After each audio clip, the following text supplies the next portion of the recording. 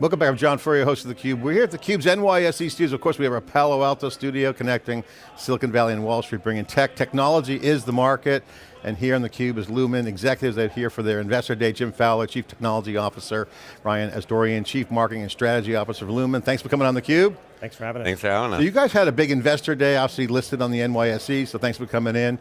Our interest on this AI Factory series is, we love it, and it's only going to get more distributed. And networking is the key, so you guys are in the kind of pole position for this AI network convergence. How'd this play out at Investor Day? Take us through what happened yesterday. What were some of the results? Yeah, well, everything's changing for the customers, and we are going from really the transformation you've seen Lumen go through, the growth company that we're becoming. We're building a programmable network on top of the incredible physical assets that we're building. And this is really about how are we technology infrastructure? How do we make sure customers have what they need in this AI era? We're the trusted network for AI because we are building the pieces and the building blocks that are helping customers get what they need. They need high bandwidth, they need low latency. The needs have changed in the cloud 2.0 world, and we talked with our investors a lot about how are we serving that and how are we delivering for our customers. You guys have the keys to the kingdom, and I think on the edge. I want you guys to just share the stats just on the network footprint, the fiber, kind of the edge piece that's feeding the backhaul. Share some stats. People might not know the magnitude of Lumen's footprint. Well, there's a point to all this. Yeah. John, when you look at our network kind of across the US, we've got a little under 50% of the fiber backbone of the US. We've got about 17 million miles of fiber in the ground today. Between now and the end of 28, we'll put another kind of 40 million miles of fiber in the ground to be able to support all the growth that we see coming at us from an artificial intelligence perspective. And connectivity has been the key to success on AI factories.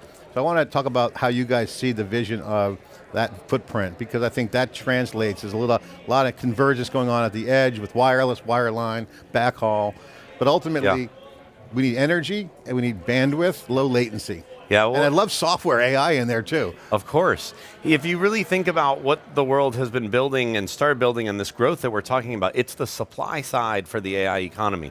We're building all of that, and you think about the largest hyperscalers, the largest social networks. We just this week introduced and talked about a partnership with Anthropic as well. We're making sure that we've got the supply side built, and that's one piece of it. The other side is how enterprises are demanding all this and they're adopting it, and that's the demand side. We see that growing, and we also see the data. We know from a trend for years and years, data grows exponentially, and we're in the business of making sure that data gets to all the places that it needs to be quickly, securely, and effortlessly.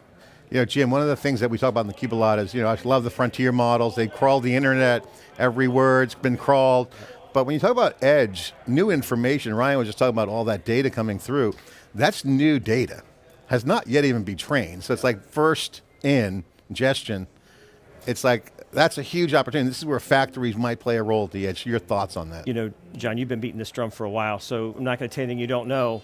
When you look at the amount of data that's being created, not only for the training model, but more importantly for what we see going forward from an inference perspective, you really need a network that's scaling for that. So what we've been doing, we've been building what we call the trusted network for AI. That starts intercity. How do you get to 400 gig, 800 gig, 1.6 terabyte gig circuits to be able to kind of move those large chunks of data kind of city to city, intercity, inside metro areas, 65 metro areas, we're trying to get kind of 400, 800, 1.6 terabytes, all the way out to the hyperscalers and all the way out to the edge of the data centers. Why? Because we know, to your point, that data is going to exist at the edge. Moving data around, using it as inference into the models, driving business processes and systems.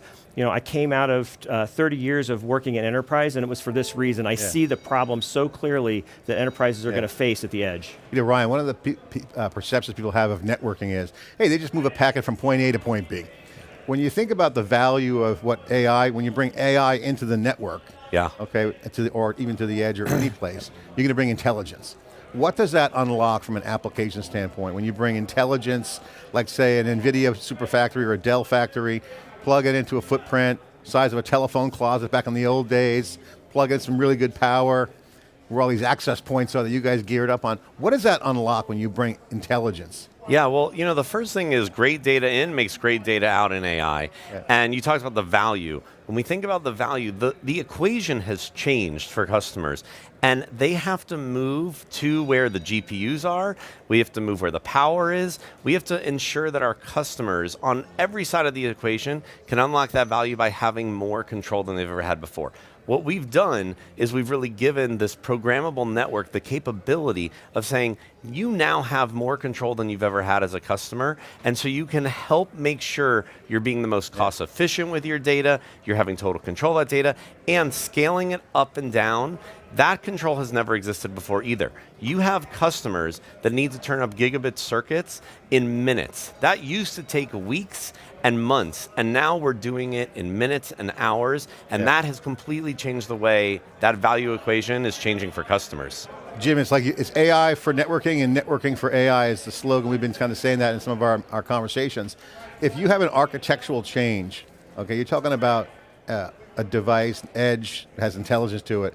What's architecturally different? Because that's not your yesterday's network architecture. It's a bigger piece of a distributed computing architecture. How do you think about that? Yeah, when people used to buy networking, it was kind of like plumbing. They would buy it, they would install it, and they would forget about it and never change it. That's not how that works from an AI perspective. Our customers want to be able to change the size of the pipes, move where the pipes go back and forth. So the programmable piece is the first part. And the way that we make that possible is with something called a fabric port. Our fabric port gets pushed at the edge. We're actually extending the Lumen network out to the customer's location to give them a full software capability where they can change the way the configurations work, the size of the pipes, how they route, where they route. They can change it throughout the day. They can think about loads that are happening overnight, but really giving them full control. Architecturally, the way we do that is extending that fabric port out to the edge. What's the benefits to business? Go ahead. I was just going to say, yesterday's networks, you got what you got. Yeah. Today, what we've done is we've made today's network the customer's network. We're giving them access and control in a way that they've never had, so they can do what they need with that network. That's a fundamental shift in the way networking plays a part in the AI economy. So you guys agree AI factories are coming to the edge?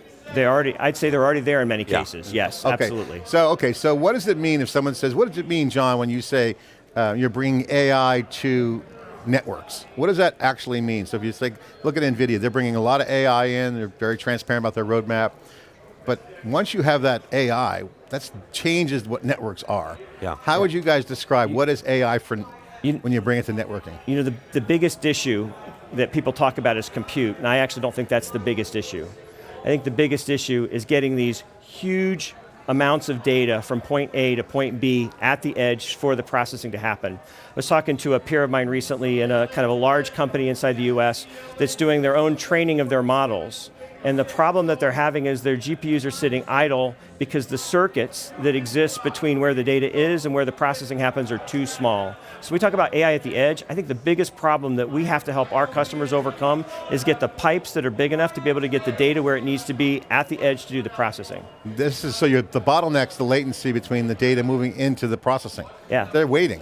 And now fast forward to starting to use those models to run business processes.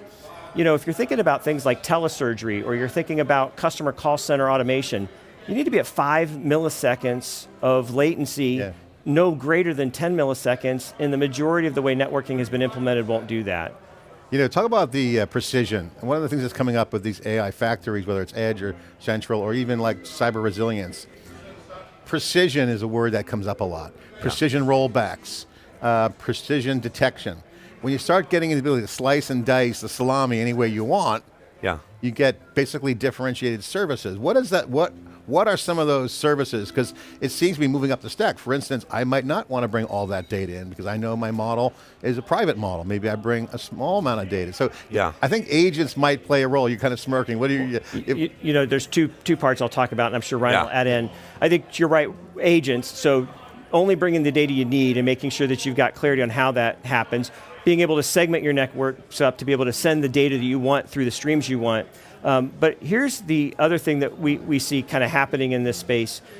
People are are really thinking about how do they go cloud to cloud in a very different way. You know, a lot of the way enterprise communications happens today is frankly over the internet. You go from east to west, sometimes you're doing that over the open internet. That's not deterministic enough for what we're talking about. So what we're trying to build is a multi-cloud gateway that gives you a deterministic private network that goes between the cloud providers, between your data and your enterprise, out to your edge, so that it is deterministic and you actually know that you're going to get the consistency and precision that you need. And not to chime in, but I want to just ask you to comment on the security piece, because if you go through the internet, that's another security hop. Absolutely. So security's baked in.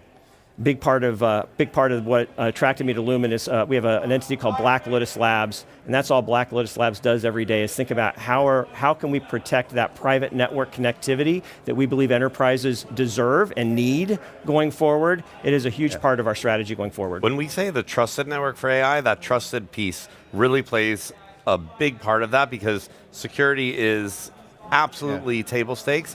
I also just wanted to add, you know, when you talk about the customers moving data around in different places, whether it's edge, it's on-prem, it's in the data center, it's cloud to cloud, we talk about it as universal and ubiquitous. We need to make sure no matter what type of in-between transport you have, we support that.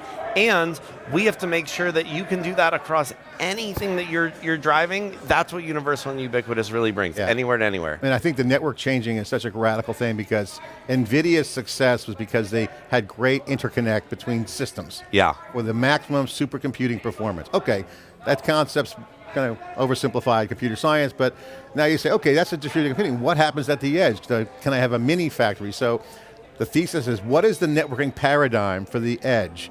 Peer-to-peer on wireless, backhaul through policy-based routes? I mean, take me through that. Factory comes to the edge.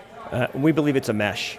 We believe that for this to work, it really needs to be a cross-carrier mesh network that's open up to the edge to be able to do that compute, because what they need is the fastest path to be able to get the supply chain of data moving in the way that they want. Sometime that's going to be over our fiber network, sometime that might be over another carrier's network, and sometimes that might be within a private network that they already own. But what has to happen is they shouldn't have to think about it. It should be programmable, it should be software oriented, and they should be able to find the least cost, best route for the activity that they're doing. So Fabric is a beachhead for Lumen for an intelligent gateway, basically, to manage all the intelligence. You said it well. It's bringing the best of the physics of the optical world together with the best of the digital world. Those two together, that's where the really optimized Cloud 2.0 network gets created. Ryan, you guys have a wireless wireline business because you guys are in the enterprise with 5G and everything's going on. What is the unlock for enterprise customers, as they have requirements certainly for security, but now that you have AI coming into the fold, agents talk to other companies, that's a big trend on the agent world. So how do you guys see the customer base evolving? What's the unlock for them? Yeah, one of the things we want to do is enable choice. And so as we think about the backbone that we provide, we want to make sure, Jim talked about the cross connects with all the different carriers. We don't want the customers to think about. What we want them to ensure they have is resiliency, redundancy.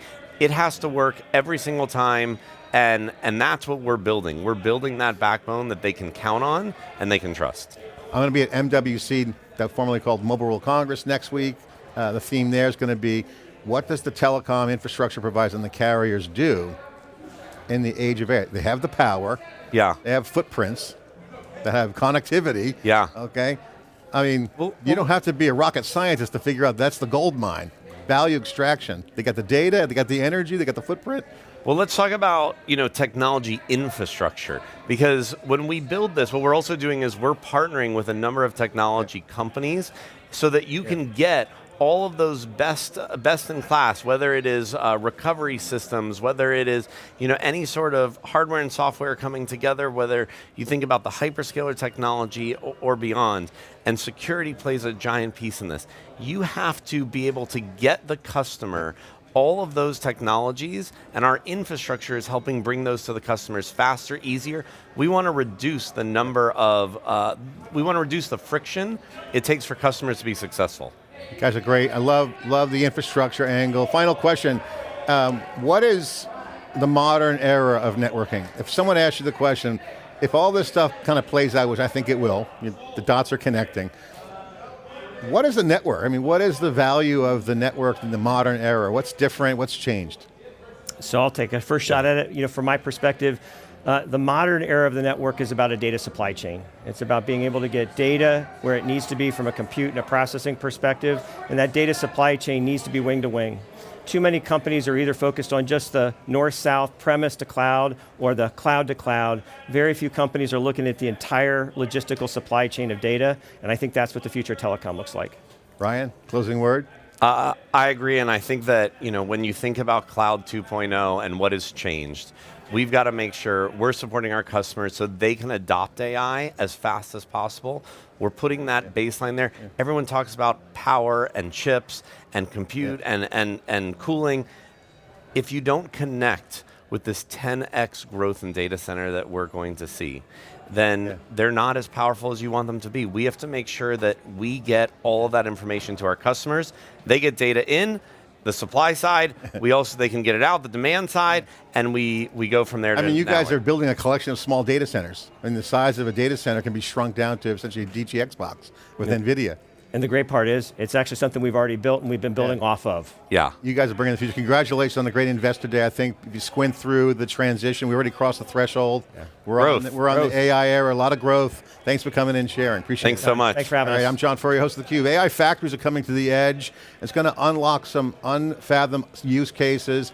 A lot of intelligent coming in, managing the hard part, the network, then the AI native apps will all kick in, business, consumer, services are going to collapse. That's our vision of the future. Thanks for watching.